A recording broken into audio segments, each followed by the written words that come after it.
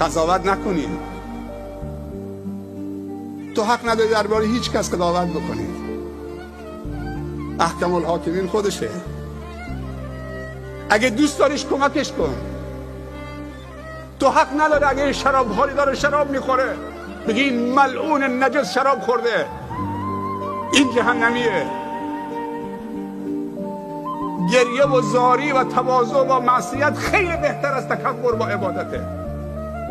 اونی که با نمازش مغروره، با 2 رکعت نماز و روزش مغروره، خیلی دورتره. آیا نمیترسی که فردا اون شرابخوار توبه بکنی بیاد جای تو با نمازت مغرورید، منت سر خدا و خلق خدا میذارید میرید جای اون؟